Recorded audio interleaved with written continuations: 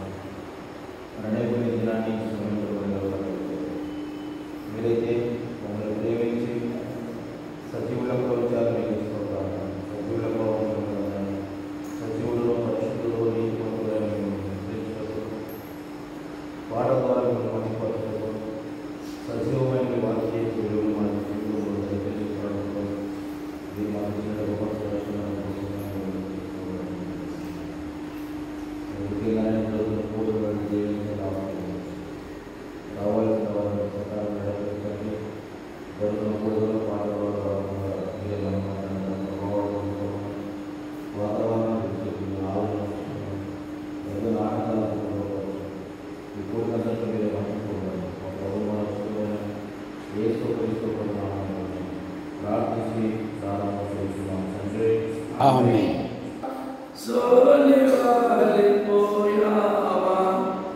ఎవరి కోసము ఈ ప్రాణ త్యాగము, ఎవరి కోసము ఈ ప్రాణ త్యాగము, జీవ కిరీటం మాకు ఇచ్చావు, ముళ్ళ కిరీటం నీకు పెట్టాము, జీవజలములు మాకు ఇచ్చావు, చేదు చిరకను నీకు ఇచ్చాము, జీవ కిరీటం మాకు ఇచ్చావు, ముళ్ళ కిరీటం నీకు పెట్టాము, జీవజలములు మాకు ఇచ్చావు, చేదు చిరకను నీకు ఇచ్చాము, మా ప్రక్కన ఉండి మమ్ము కాపాడుచుండగా నీ ప్రక్కన బల్లెముతో ఒక్క పోటు పొడిచితివి. తండ్రి, వీరు చేయనదేదో వీరు కనుక వీరిని క్షమించుము అని వేడుకున్నావా పరమ తండ్రి. ఎవరి కోసమో ఈ ప్రాణ త్యాగము, ఎవరి కోసమో ఈ ప్రాణ త్యాగము, నీ కోసమే నా కోసమే కలువరి పయనం, ఈ కలువరి పయనం, కలువరి పయనం, ఈ కలువరి పయనం, ఎవరి కోసమో ఈ ప్రాణ త్యాగం. సహోదరులారా, ప్రార్థన చేసుకుంటాం. ప్రేమించిన మా తండ్రి, మీ నామాన్ని బట్టి మీకు స్తోత్రములు చెల్లిస్తున్నాం.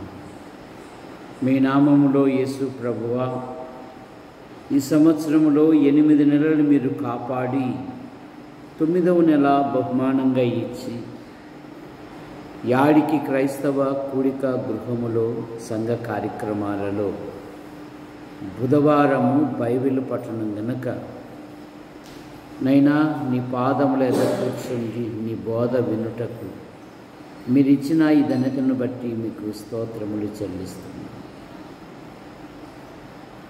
ప్రతి కుటుంబాన్ని మీరు ఆశీర్వదించండి. ఈ నూతన మాసములో నూతన స్థలాలలో, ప్రదేశాలలో, ప్రాంతాలలో మీ కుమారుని ప్రకటించినట్లుగా మీ కృపను దయచేయండి.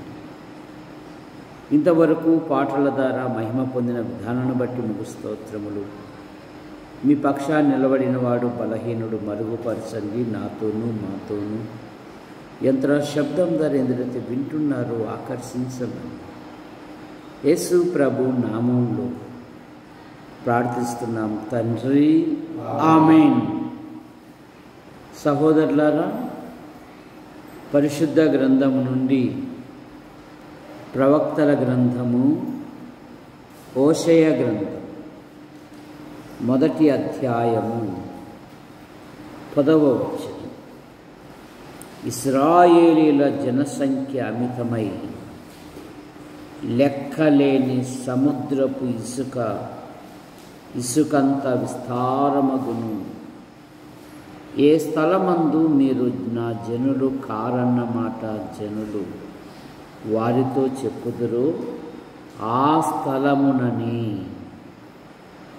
మీరు జీవము గల దేవుని కుమారులై ఉన్నారని వారితో చెప్పాను.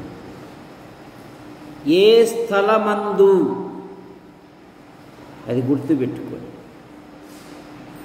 మీరు జీవము గల కుమారులై ఉన్నారని వారితో చెప్పు. ఏ స్థలమందు నా జనులు కారు అన్నారో ఆ స్థలముననే మీరు జీవము గల దేవుని కుమారులై ఉన్నారని నేను మీ గురించి సాక్ష్యం ఇచ్చేదను అంటున్నాను. విశ్వాసీ జీవితములో శ్రమలు, పరిశ్రమలు, శ్రమలు, పూదండలు, శ్రమలు నిన్ను ఉన్నతమైన వ్యక్తిగా చేస్తాయి. అందుకని ఇక్కడ దేవుడు తన ప్రజలను ధైర్యపరుస్తూ ఉన్నాడు.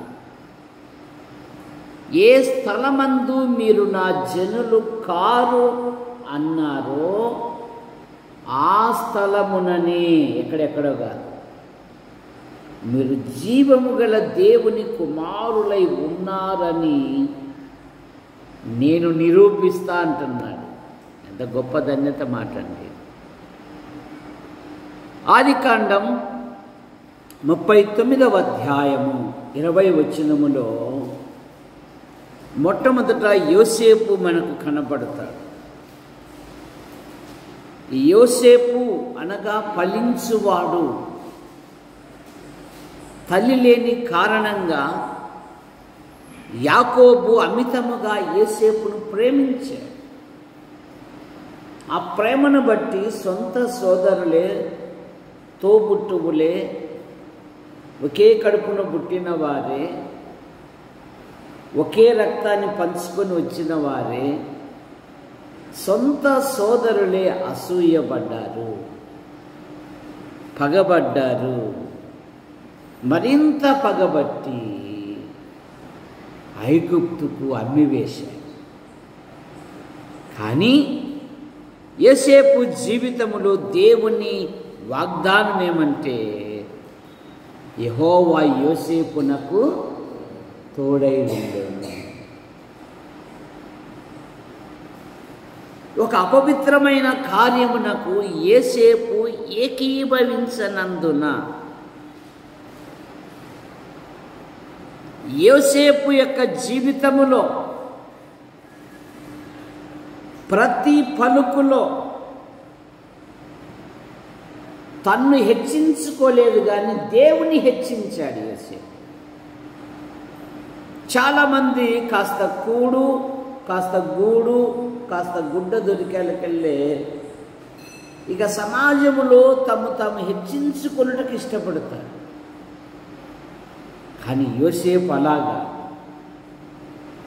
యోసేపు యొక్క పలుకులు ఎక్కడ చూసినా కూడా దేవుడు దేవుడు దేవుడు అనే మాట మనం చూస్తాం. ఒక చెడు కార్యమునకు యోసేపు ఏకీభవించలేదు. అదృశ్యుడైన దేవుని చూస్తూ యోసేపు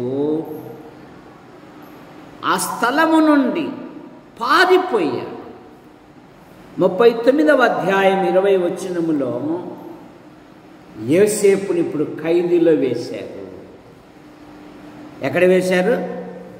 ఖైదీలో. ఎందుకు ఖైదీలో వేశారు అని యోసేపుని అడిగితే నేను ఏ నేరము చేయలేదు అంటాడు యోసేపు.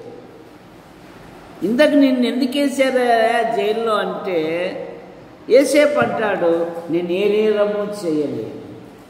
ఆదికాండం 45వ అధ్యాయము 9వ వచనం. మీరు త్వరగా నా తండ్రి యొద్దకు వెళ్ళి 49 సారి 40 అధ్యాయము 9వ వచనం.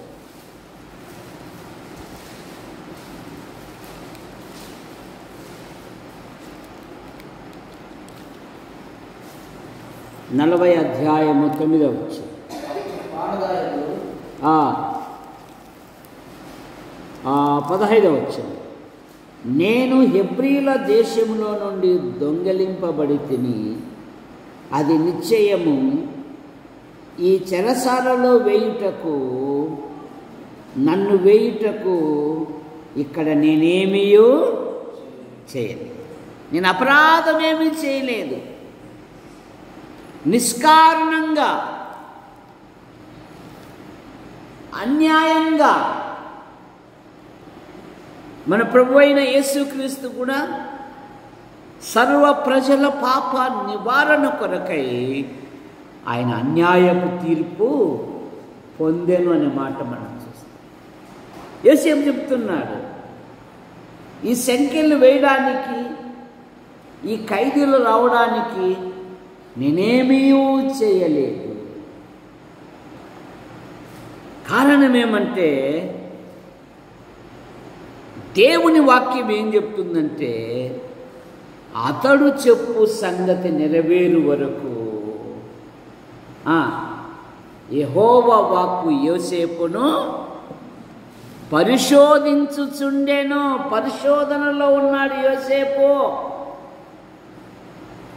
ఇది నాలో పరిశోధన అనగా నేటి క్రైస్తవ్యం ఇష్టపడడం లేదు. కేవలం ఆశీర్వాదాలు, వాగ్దానాలు. ఎవడు చెప్పాడు నువ్వు బలహీనంగా ఉన్నావని? ఎవడు చెప్పాడు నువ్వు అట్టడుగున ఉన్నావని? ఎవడు చెప్పాడు నువ్వు ఆ స్థితిలో ఉన్నావని?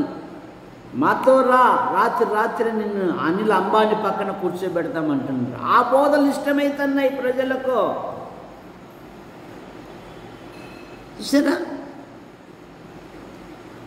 బైబిల్ ఏం చెప్తుంది? యేసుక్రీస్తునందు విశ్వాసం ఉంచుట మాత్రమే గాక ఆయన పక్షమున శ్రమపడుట మీకు అనుగ్రహింపబడి ఉన్నది అంటుంది బైబిల్. అతడు చెప్పు సంగతి నెరవేరు వరకు యెహోవా వాక్కు అతన్ని పరిశోధించుచుండెను. ఎందుకు వచ్చావయ్యా ఈ జైలుకు? ఏమి తప్పు చేశావు అంటే నేనేమీ తప్పు చేయలే అంటున్నాడు యేసు. నేనేం అన్యాయం చేయలేదంటున్నాడు. నిష్కారణంగా ఏకీభవించనందుకు, చెడు క్రియకు లోబడనందుకు,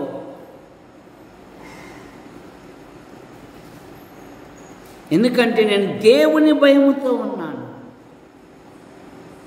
దేవునికి విరోధంగా ఎలాగూ మూట కట్టుకున్నాను. ఏ స్థలములో ఖైదీలు వేయబడ్డాడో అదే స్థలములే ఖైదీలో నుండి తీసుకొని వచ్చి దేవుడు ఎక్కడ కూర్చోబెట్టాడు? ఐగుప్తు మీద కూర్చోబెట్టాడు. ఆదికాండం 41వ అధ్యాయము 41వ వచనం. 41 మరి ఫరో చూడుము ఐగుప్తు దేశమంతటి మీద నిన్ను నియమించి ఉన్నాను. నిన్ను నియమించి ఉన్నాను. ఎక్కడి నుండి? చెరసాలలో నుండి. ఎక్కడికి తీసుకొని వచ్చాడు? ఐగుప్తు సింహాసనం మీద కూర్చోబెట్టాడు. కారణమేమి? ప్రభు కొరకు విశ్వాసి జీవితములో ఎన్ని శ్రమలు వచ్చినా, ఎన్ని బాధలు వచ్చినా, ఎన్ని ఇరుకులు వచ్చినా, ఎన్ని ఇబ్బందులు వచ్చినా సహనముతో ఉండాలి. భక్తులు ఏమన్నారు? నేను యెహోవా కొరకు సహనముతో. నువ్వు సహించలేకపోతున్నావు, సహనం ఎక్కడ వస్తుంది నీకు? సహనముతో. యోసేపు సహనముతో ఉన్నాడండి. ఎదుటివాడు అభివృద్ధి పడితే ఓడ్చలేవు నువ్వు. ఇలా నువ్వు మేలు పొందుతావు. ఇప్పుడు 45వ అధ్యాయము 9వ వచనములు ఏమంటాడంటే, మీ కుమారుడైన యోసేపును దేవుడు నన్ను ఐగుప్తు దేశమంతటికి ప్రభుగా నియమించాను. మీ కుమారుడైన యోసేపును. అన్నదమ్ములేమో డ్రామాలు ఆడారు. రే ఏంద్రా చొక్కా పట్టుకొని వస్తున్నారు నానా, ఇది కంపలకు తగులుకొని ఉంది నైనా. ఆ రంగు ఏందిరా, రంగు కాదు నా రక్తం నైనా. ఏమిరా? ఏమో నాయన, అడుగు జంతువు తినచ్చు. చూసారా, యోసేపు దేవుని కొరకు నిలబడ్డాడు. ఏ స్థలమందు ఖైదు వేయబడ్డాడో అదే దేశానికి యోసేపు ఏమయ్యాడు? ప్రధాని. దేవుడు నన్ను నియమించెను. నేను నియమించుకుంటాను అనుకున్నాడు సాతానుడు. టపీల్మనబడ్డాడు. నేను ఎక్కేదను అన్నాడు. మహోన్నతునితో సమానము అన్నాడు. నువ్వెందుకు ఆకాశము నుండి పడ్డావు అంటున్నాడు. బైబిల్ ఏం చెప్తుందని నమ్మిన ప్రతి వారికి ఒక నిరీక్షణతో కూడిన వాక్యం. ఏమా వాక్యము? దేవుడు తగిన కాలమందు మిమ్మును హెచ్చించునట్లు. ఇప్పుడు కాదు, అప్పుడు. చూశారు, ఓపికతో. అది మోసే జీవితంలో మనకు తెలుస్తుంది. మోసే 40 సంవత్సరాలు సకల విద్యలు అభ్యసించాడు. సకల విద్యలతో ఏమేమో చేయాలి అనుకున్నాడు. వాళ్ళ సోదరుడే అన్నాడు, ఎవరు నిన్ను న్యాయాధిపతిగా తీర్పడిగా పెట్టినది, మన వాడిని ఐగుప్తిని కొట్టినట్టు నన్ను కొట్టాలని చూస్తాడు అంటే దెబ్బకు పారిపోయాడు. 40 సంవత్సరాలు ఏమి అప్పగించాడు దొరసామి? ఏమి అప్పగించాడు మోసేకు? ఆవులను అప్పగించాడా, గేదెలను అప్పగించాడా, గొర్రెలు అప్పగించాడా? ఏమి అప్పగించాడు? గొర్రెలను అప్పగించాడు. 40 సంవత్సరాలు అయిపోయింది. 40 ఎంత? రమణ మేడం ఉంది టీచర్. 40 ఎంత మేడం? 80. ఇప్పుడు రా అంటున్నాడు. ఐగుప్తునకు పంపిస్తాను రా అంటున్నాడు. ఇక 40 సంవత్సరాలు ఇశ్రాయేలులకు వేదనలు చూడలేక, అయ్యా వీరి దోషము నాదని జీవగ్రంథంలో నా పేరైన తుడిపై కానీ వీరు రక్షించు. ఊరికరా ఇవన్నీ అనుభవము, విశ్వాసి అనుభవము.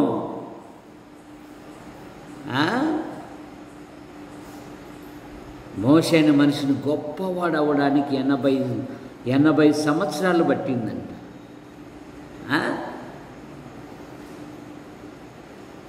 ఏ స్థలమందు మీరు నా జనులు కారు అన్నారో ఆ స్థలముననే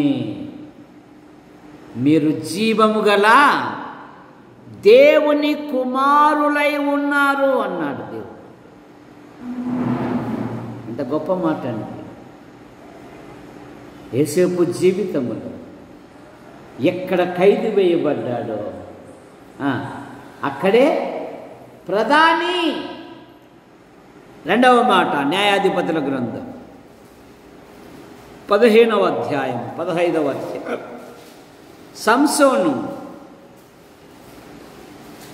సంసోను తల్లిదండ్రులు గొప్ప ప్రార్థనా పరులు. సంసోను తల్లిదండ్రులు పిల్లల పట్ల బాధ్యత కలిగిన వారు. వారున్న జన్మించక మునిపే ప్రభుని అడుగుతూ ఉన్నారు. ఏమని?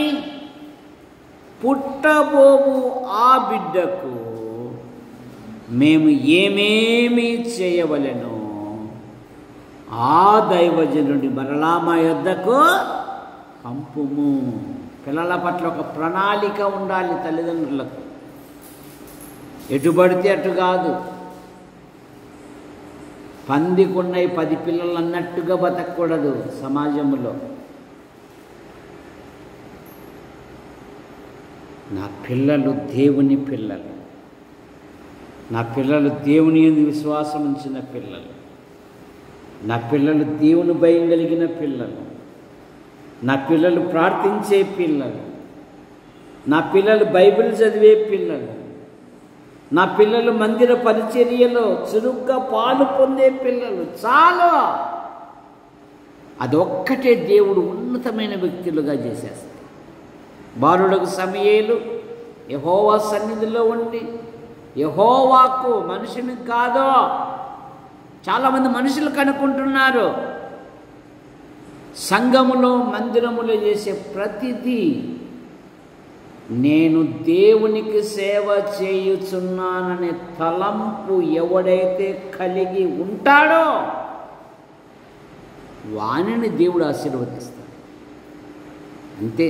దానికి ఇది మనుషుల పని, ఇది వ్యక్తి పని, ఇది వాళ్ళ పని. ఈ తప్పించుకునే వాళ్ళు బాగా చమత్కారంగా కల్పిస్తూ ఉంటారు ఇవన్నీ. కానీ సమూయేలు ఉన్న దినాలలో ఏలి ఇంటిలో అనేకమైన విరోధమైన కార్యక్రమాలు జరుగుతూ ఉన్నాయి. కానీ సమూయేలు అవి పట్టించుకుంది. మా అమ్మ ఇక్కడ అప్పచెప్పింది, నేను చెయ్యాలి. జీవితంలో సౌలు పనివాడు సాక్ష్యం ఇస్తున్నాడు. ఈ పట్టణములో ఒక దైవజనుడున్నాడు. అతడు బహుగనుడు. అతడు చెప్పు మాటలలో ఏదియో. ఇక కీర్తనకారుడు అంటాడు, ఆయన నామం బట్టి ప్రార్థన చేయువారిలో సమూయేలు ఒకడు అంట. ఎంత శ్రేష్టమైన మాట అండి. ఆయన నామం బట్టి ప్రార్థన చేయువారిలో సమూయేలు ఉండేను. నీ పిల్లలు ఎక్కడున్నారు? ఆలోచించుకుందాం.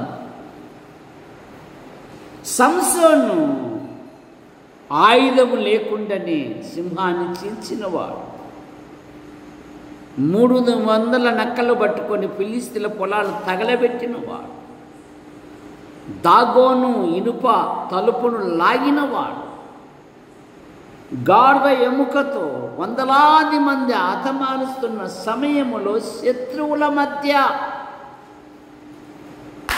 దాహం వేసింది. ఏమేసింది? దాహం. నిరసిల్లిపోతే శత్రువు గెలుస్తాడు. శత్రువుల మధ్య ఉన్నాడే కానీ పారిపోలేదు. ప్రార్థించాడు, దేవా ఈ గొప్ప రక్షణ దయచేసిన తర్వాత దాహముతో నేను ఫిలిస్తీన్ల చేతిలో పడవలెనా. న్యాయాధిపతుల గ్రంథం 15వ అధ్యాయము 18, 19 వచనాలు. మిక్కిలి దప్పిగొనినందున యెహోవాకు మొరపెట్టి నీ సేవకుని చేతి వలన దప్పి చేత చచ్చి సున్నతి పొందని వారి చేతిలో పడవలెనని వేడుకొనగా. సరే, ఒక చిన్న గ్రామములో ఒక ముసలమ్మకు ఒక కోడి, ఒక చిన్న పొయ్యి. కోడి కూతేశాలకల్లే పల్లె జనాన్ని వాళ్ళు అప్పుడు గడియారాలు తక్కువ కదా, లేచి పనులు చేసుకునేటోళ్ళు. ఇక వాళ్ళ ఇంట్లో నుండి అగ్గి తీసుకొని వంట వెలిగించుకునేటోళ్ళు. ఓ రోజు ముసలామకు నా కోడి వల్లే కదా వీళ్ళంతా లేస్తుండేది, నా కోడి వల్లే కదా వీళ్ళంతా పనులు చేసుకుంటుండేది, నా పొయ్యి వల్లనే కదా వీళ్ళంతా మంట వెలిగించుకుంటుండేదాన్ని అలిగి కొండ మీద పోయి కూర్చుందంట. అలిగి నా వల్లే కదా అని. జనాలు అట్లే ఉంటారా? ఊరు పనులు చేసుకుంటూ ఉన్నారు. వారం తర్వాత అడిగినారంట, మన ఊర్లో ఎట్టుంది ఏం కథ అని. ఎట్లే ఉందమ్మా, ఎవరంతకు వాళ్ళు వంట చేసుకుంటున్నారు, ఎవరంతకు వాళ్ళు పని చేసు. నా వల్ల కదా, నీ వల్ల ఎందుకు అవుతుందమ్మా, ఎవరు పనులు వాళ్ళు. దాహంతో చావవలెనా? ఇంత గొప్ప రక్షణ దయచేసిన తర్వాత తానున్న చోటనే, ఆడే ఎంత శ్రేష్టమైన మాట అండి. దేవుడు తానున్న చోటనే ఒక కోతిని చీల్చి అతనికి దాహాన్నిచ్చెను. ఏ స్థలములో దాహముతో ప్రార్థించాడో తానున్న చోటనే దేవుడు ఒక గోతిని చీల్చి.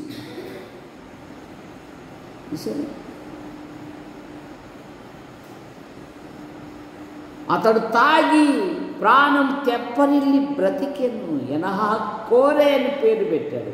పిలిచిన వాని ఊట ఇది. నన్ను పిలిచాడే, నన్ను ఎన్నుకున్నాడే, నేను పుట్టక మునిపే మా తల్లిదండ్రులకు చెప్పాడే ఇతడు న్యాయాధిపతి అవుతాడని.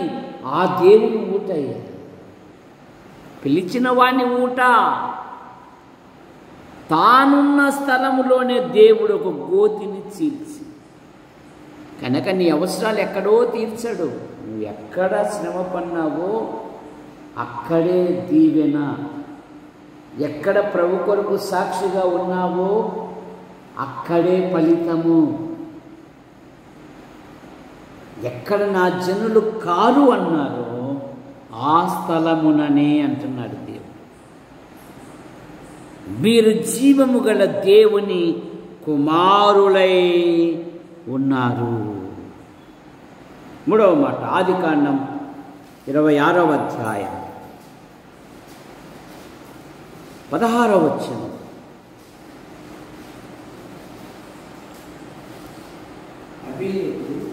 అబీమెలెకు, నీవు మాకంటే బహు బలము గలవాడవు.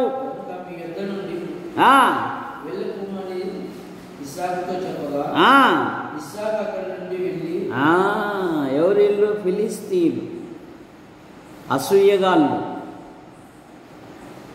అభివృద్ధి పొందితే ఓడ్చుకోలేరు ఇల్లు, వృద్ధి పొందితే ఓడ్చుకోలేరు ఇల్లు.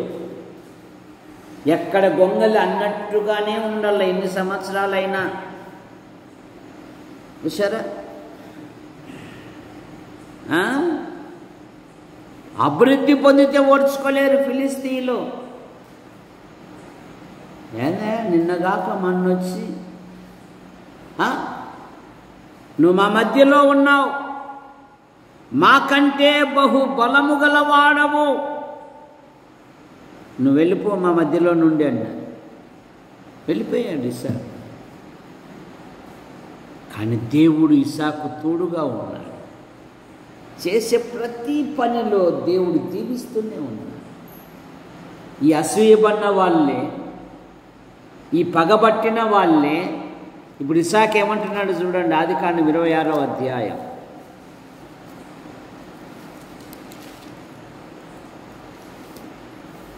1 మీరు నా మీద పగబట్టి మీ మధ్యలో నుండి తరిమేశారుగా, మరి ఎందుకు మళ్ళీ వచ్చారు మీరు అని అంటే, బాబా బాబా బాబా నువ్వు ఉంటే 27 వచ్చింది, 26, 27. మీరు నా మీద పగబట్టి మీ యొద్ద నుండి నన్ను పంపివేశారు. ఎందుకంటే సోమరులకు అభివృద్ధి పొందువాడంటే ఇష్టపడరు. సోమరులకు ఎలా ఉండాలంటే సోమరోని మాదిరే ఉండాల. కాస్త ఏదైనా వృద్ధి కార్యక్రమం జరిగిందంటే దానికి ఆటంకం. అక్కడ అక్కడ బావులు తవ్వుతూ ఉన్నారు, ఆటంకపరుస్తూనే ఉన్నారు. ఇవి మావి అని గొడవ పెట్టుకుంటున్నారు.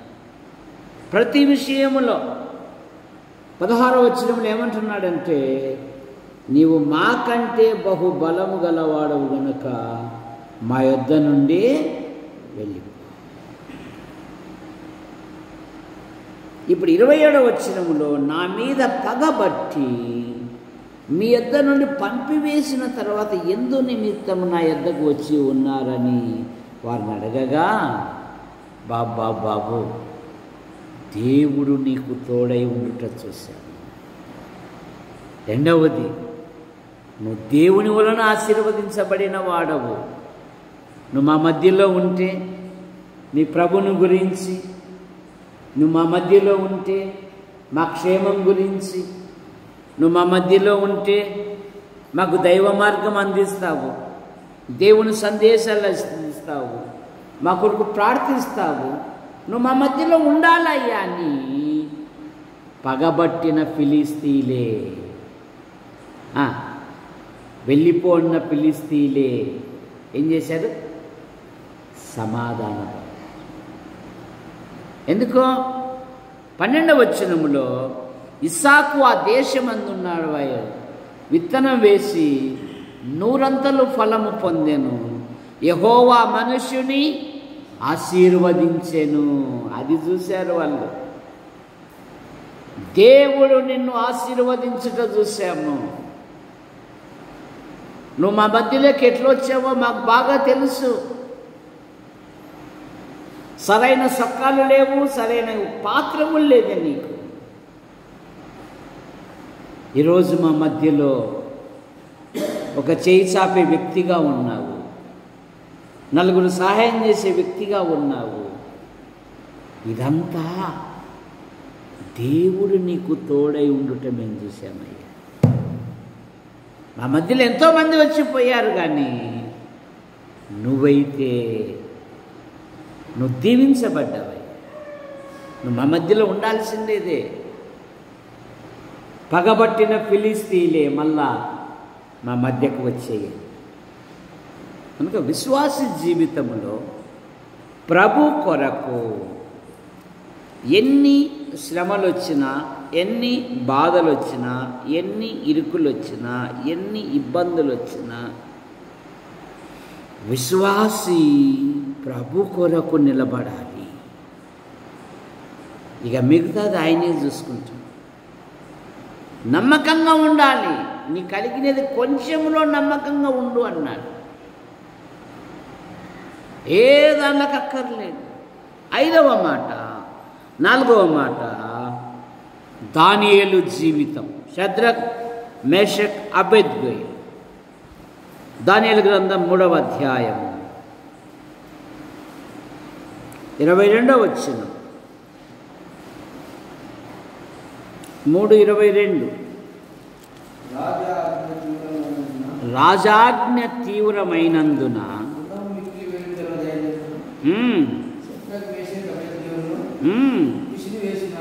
విసిరివేసిన ఆ మనుష్యులు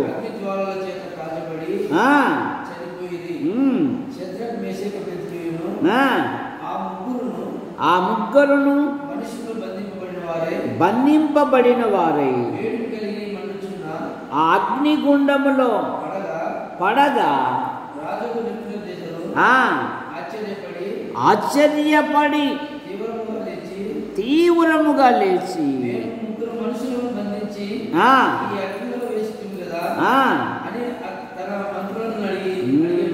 21వ వచనం, వారి అంగీలను, నిలువటంగీలను, పై వస్త్రములను, తక్కిన వస్త్రములను తీయకయే ఉన్న పాటున ముగ్గురిని వేడిము కలిగి మండుచున్న ఆ అగ్నిగుండములో పడవేసి. కానీ వారి విశ్వాసం ఏంది?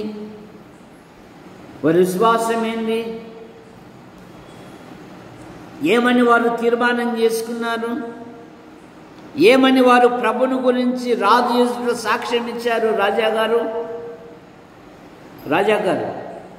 రాజు ఎదుట షద్రక్ మేషక్ అబేద్నెగోలు దేవుని గురించి ఏమని సాక్ష్యం ఇచ్చారు?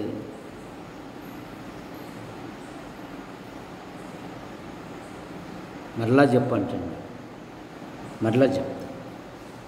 షద్రక్ మేషక్ అబేద్నెగోలు రాజు ఎదుట దేవుని గురించి ఏమని సాక్ష్యం ఇచ్చారు?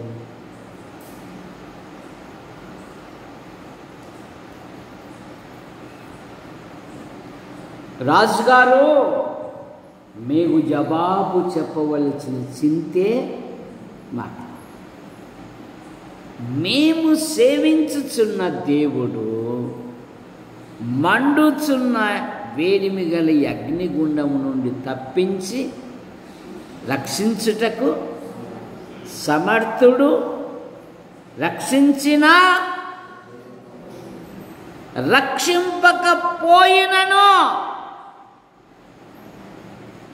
పాస్ అయితే ప్రార్థన అంటుంది కృపమ్మ. నా కొడుకు CA పాస్ కానీ అసలు ఏంది మామ పాపం ఊరికి నడుచుకుంటూ పోతున్నాడు, పాస్ కావాల కానీ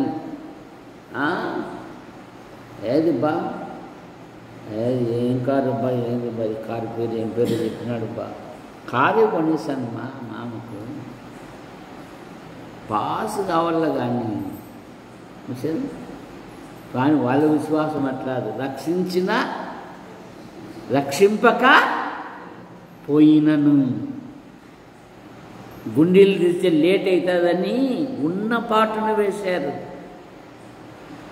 రాజుగారు సింహాసనం నుండి అగ్గిరిపడి లేచి నిలబడ్డాడు.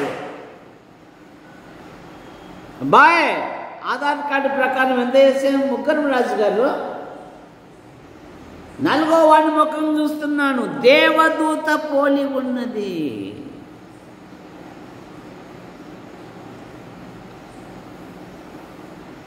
వీరి దేవుడే పూజార్హుడు, వీరి దేవుడే పూజార్హుడు.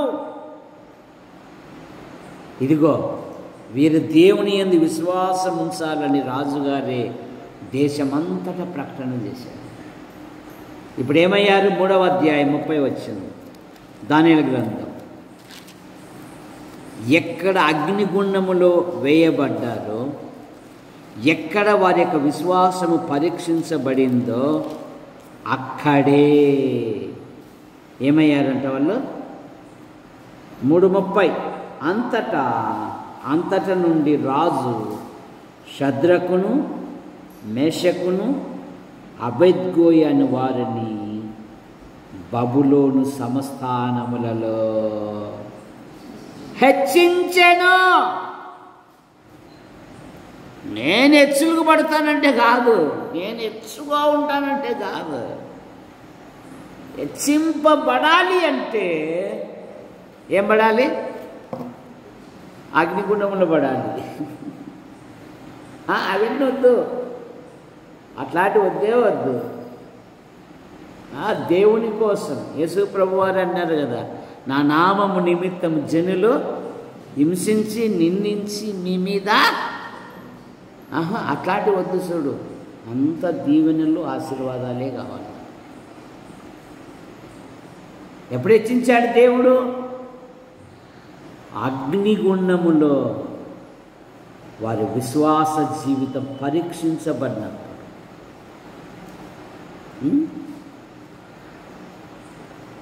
మరి మన జీవితం ప్రభు పట్ల దేవుని కొరకు ఎలాగున్నాం? దానియేలు జీవితంలో 6వ అధ్యాయము 16వ వచనములో దానియేలును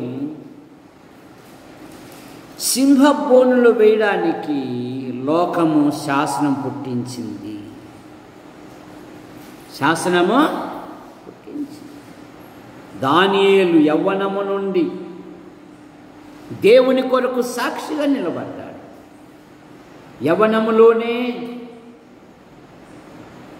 తన అపవిత్రుడు కాకుండు నిమిత్తము రాజభోజనాన్ని తిరస్కరించాడు. రాజుగారు 2వ అధ్యాయంలో కళ కన్నారు. కళ భావం మర్చిపోయాడు. కళ చెప్పకపోతే మీ తలలు మీ మెడల మీద ఉన్నవాడు. ఏం చేశాడు దానియేలు? తన స్నేహితులతో, రే ఈ రాత్రి మనం ప్రార్థన చేస్తాం, సమస్యలలో దేవుడు పరిష్కరించేవాడు కదా, పరలోకమందున్న దేవుణ్ణి వేడుకొనుడని హెచ్చరించాడు. తాను ప్రార్థనలో ఉన్నాడు. ఆ రాత్రే కళాభావం అతనికి తెలియపరచబడింది. వెంటనే పరలోకమందున్న దేవుని స్తుతించాడు. ఇక ఉద్యోగములో ఏ తప్పైనను నేరమైనను దానియేలు చేయువాడు కాడు. ఇప్పుడు సింహబోన్లోకి వెళ్ళడానికి ఎన్ని శక్తి యుక్తులు ఉపయోగిస్తున్నా రాజు తప్పించాలని మధ్యరాత్రి వరకు నానా పాటలు నానా ఫీట్లు పడినాడు. ఇక చేసేది కాక భుజము తట్టి, ఎల్లవయ్యా మీ దేవుని గురించి చాలా విషయాలు చెప్పావు కదా, అనుదినము సేవించుచున్న నీ దేవుడే నిన్ను రక్షించును. ఎల్లో తెల్లవారకమునిపై వచ్చారు రాజుగారు. ఏం చేశాడు? జీవం గల దేవుని సేవకుడైన దానియేలు, అనుదినము నీవు సేవించుచున్న నీ దేవుడు నిన్ను రక్షింప రాజా చిరంజీవమునగా నా దేవుని దృష్టికి నేను నిర్దోషిగా కనబడితిని. సింహములు ఏ హానియు చేయకుండా వాటి నోళ్లను. ఎందుకు వచ్చింది ఇది? 6వ అధ్యాయం 1వ వచనం దానియేలు గ్రంథం.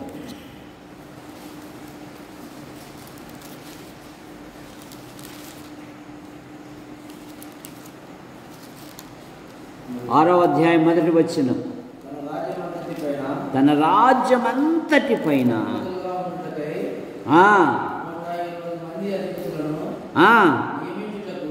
దర్యావేశునకు ఇష్టమాయను నియమించెను. ఆ ముగ్గురిలో దానియేలు ముఖ్యుడు. రాజునకు నష్టము గలకుండా అధిపతులు తప్పకుండా వీరికి లెక్కలో చెప్పవలని ఆజ్ఞ ఇచ్చాను.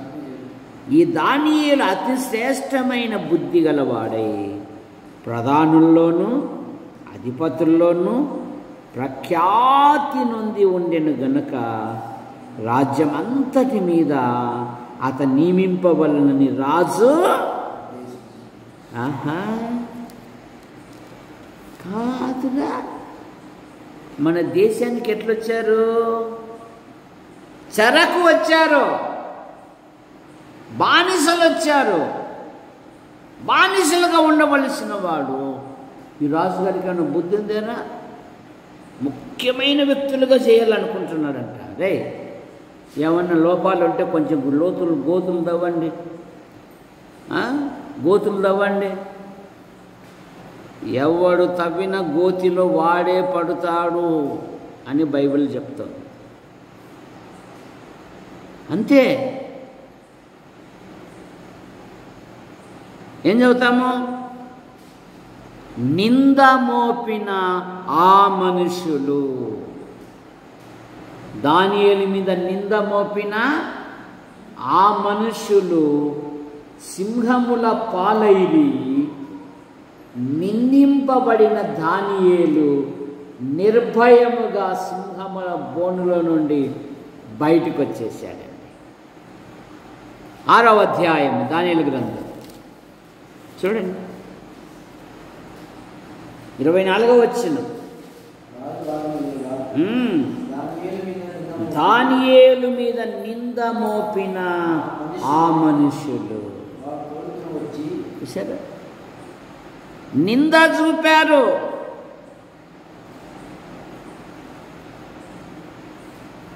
నింద మోపిన ఆ మనుషులు సింహముల పాలైరి నిందింపబడిన దానియేలు నిర్భయముగా సింహం బోన్లో నుండి వచ్చేసాడు. ఇప్పుడు 6వ అధ్యాయంలో చివరి మాటల్లో ఏముందంటే, ఈ దానియేలు దర్యావేసు ప్రభుత్వ కాలమందును పారసీకుడకు కోరేసు కాలమందును వర్ధిల్లెను. ఏమంట? వర్ధిల్లెను. ఎప్పుడు వర్ధిల్లాడు? ఊరికినే వర్ధిల్లాడా? ఏమన్నా ప్రభు కోసం శ్రమలు అనుభవించాడా? నిన్నలు భరించాడు కదా. కనుక ఉద్యోగాలలో కూడా సమస్యలు. అందుకని మన పూర్వీకులు అనేవాళ్ళు, సాలీడుకి 8 చుట్టూ కళ్ళు అన్నట్టుగా ఒళ్ళంతా కళ్ళు చేసుకుని డ్యూటీ చేయాలనైనా ఎక్కడ ఏమొస్తుందో చెప్పలేము అని మన తల్లిదండ్రులు మన పిల్లలకి ఏం చేస్తారంటే, జాగ్రత్త బిడ్డ అని చెప్తూ ఉంటారు. సరే, ఎందుకంటే ఇది మోసపూరితమైన లోకం. అక్రమముతో అవినీతితో చలామవుతున్న ఈ లోకములో దేవుని పిల్లలు ధైర్యముగా ముందుకు సాగాలి. ఎక్కడ నిందించబడ్డాడో నిర్భయముగా సింహం బోన్లో నుండి బయటకు వచ్చాడు. కనుక ఎక్కడ నా జనులు కారు అన్నారో అక్కడే జీవము గల దేవుని కుమారులై ఉన్నారు. ఇక హామాను మొర్దుకై ఒక చిన్న నమస్కారం చేయలేదని చరిత్రే సృష్టించాడు.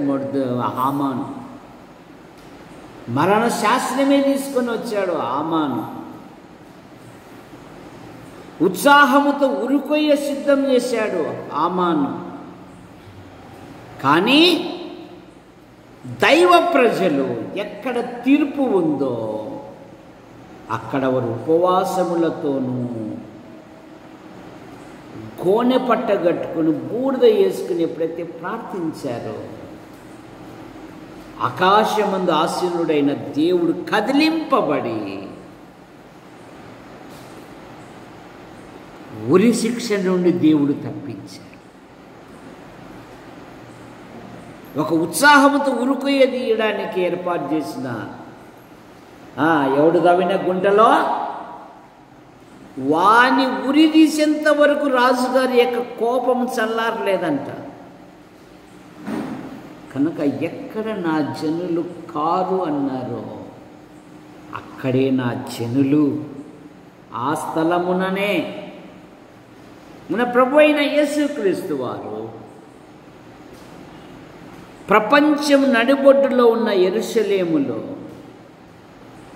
సర్వమానవాళి పాపముల కొరకు ఆయన శిలువలో వేలాడవేయబడి అన్యాయపు తీర్పు పొందాడు. ఈనాడు ప్రపంచమంతా ఆయన యందు విశ్వాసం ఉంచుతా ఉంది. ప్రపంచంలో అత్యధిక సంఖ్య క్రైస్తవ సంఖ్య ఉంది. కారణమేమి? ఆయన సర్వ ప్రజల కొరకు అవమానించబడ్డాడు, నిందించబడ్డాడు, కొట్టబడ్డాడు, ఉమ్మివేయబడ్డాడు. ఈనాడు సర్వలోకము ఆయన నామమును కొనియాడుతూ ఉన్నది. కనుక ప్రియులారా, ఎక్కడ నా జనులు కారు అన్నారో ఆ స్థలముననే మీరు జీవము గల దేవుని కుమారులై ఉన్నారు అన్నారు. యోసేపు ఎక్కడ ఖైదు వేయబడ్డాడో అదే దేశానికి దేవుడు ప్రధానిగా నియమించాడు. ఇస్సాకు ఎక్కడ మా యొద్ద నుండి పొమ్మన్నారో ఫిలిస్తీయులు వారే వచ్చి దేవుడు నీకు తోడై ఉండుట చూశాము, దేవుడు నిన్ను ఆశీర్వదించటమే చూశామని శత్రువులే ఇస్సాకుతో సమాధానపడ్డారు. ఎక్కడ దాహమేసిందో, ఎక్కడ ప్రార్థించాడో సంసోనము అదే స్థలంలోనే దేవుడు ఒక గోతిని చీల్చి సంసోనుకు దాహం ఇచ్చినట్టుగా చూస్తున్నాం. ఎక్కడ అగ్నిగుండములు వేయబడ్డారో అక్కడే వారు ముఖ్యులయ్యారో దేవుడు హెచ్చించారు.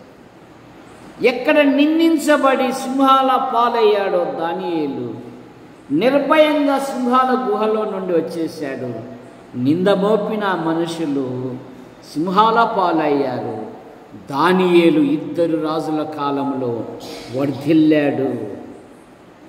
ఎక్కడ నా జనులు కారు అన్నారో ఆ స్థలములనే జీవము గల దేవుని కుమారులు అన్నాడు దేవుడు. ప్రపంచం నడిబొడ్డులో ఎక్కడైతే ప్రాణం పెట్టాడో దేవుడు, ఇప్పుడు ప్రపంచమంతా ఆయన వైపు చూస్తాము. ప్రార్థన చేసుకుంటాం. ప్రేమించిన మా తండ్రి, మీ నామాన్ని బట్టి మీకు స్తోత్రములు చెల్లిస్తాం. యాడికి క్రైస్తవ కూడిక గృహం చేర్చబడిన ప్రతి కుటుంబాన్ని బట్టి మీకు స్తోత్రం.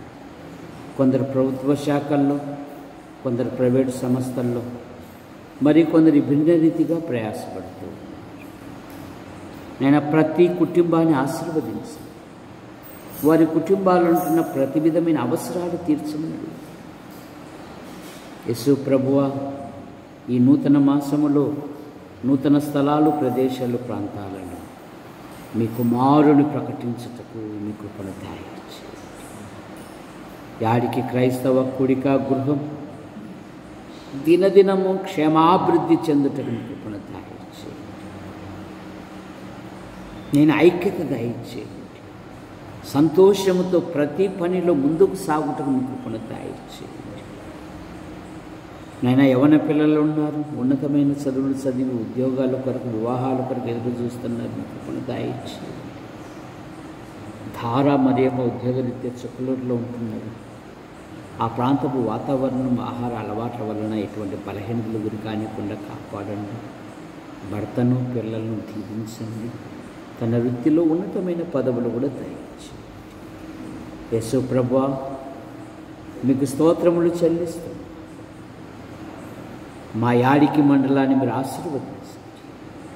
మా మండలం ఉంటున్న ఆసుపత్రి, MRO, MDO, panchayat, police station, మా మండల నాయకులను, అధికారులను దీవించండి. మా తాడపతి నియోజకవర్గం నాయకులను, అధికారులను దీవించండి. మా జిల్లా కలెక్టర్ గారిని, కార్యాలయంను, నాయకులను, అధికారులను దీవించండి. మా తెలుగు రాష్ట్రాలను, ముఖ్యమంత్రులను, అలాగే నైనా రాష్ట్రపతి గారిని, గవర్నర్ను మీరు దీవించండి. మా దేశ ప్రధానిని దీవించండి. దేశ సరిహద్దున సైనిక పటాలను దీవించండి. యేసు ప్రభువా, యూట్యూబ్ ద్వారా వీక్షిస్తున్న ప్రతి వారిని దీవించండి. కట్టుపల్లి యోహానంకులు, రాజబాయి అంటే పిలుపు తీసుకున్నారు. వారి కుమారులు, వారి భార్యలు, వారి సంతానం, వారి కుమార్తెలు, వారి భర్తల సంతానం దీవించండి. కట్టుపల్లి జాన్ నెల్సన్ గారు ఈ నెలలో ఇండియాకు వస్తుండగా, కొన్ని సంఘాలు దర్శిస్తుండగా మీ కృపను దయచేయండి. ఆయన భార్య పిల్లలను దీవించండి. అలాగే పాల్ గారు ఆయన భార్య పిల్లలను దీవించండి. గుంటూరు, కర్నూలు, నంద్యాల, యాడికి, కొండూరు, కోనసీమ, చాపరాల సంఘాలను బలపరచండి. యేసు ప్రభు, ఈ రాత్రి మీరు మహిమ పొందండి. నేను మా కొరకు ప్రార్థిస్తూ, మా అవసరాలు తీరుస్తూ, మమ్మల్ని ప్రోత్సహిస్తున్న ప్రతి వారిని దీవించండి.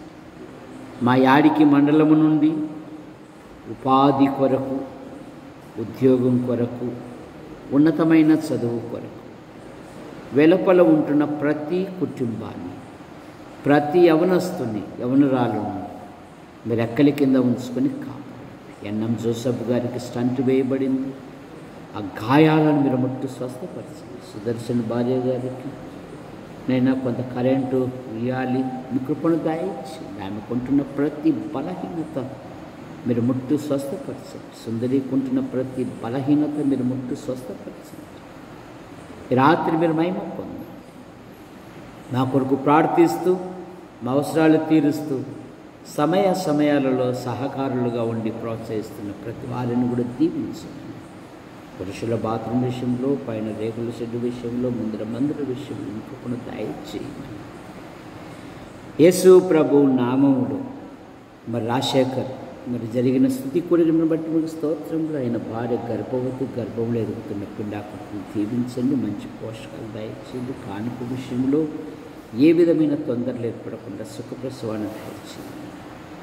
యేసు ప్రభు నామములో ప్రార్థిస్తూ బయలుదేరుతున్నాను తండ్రి. ఆమేన్. అందరికీ వందనాలు.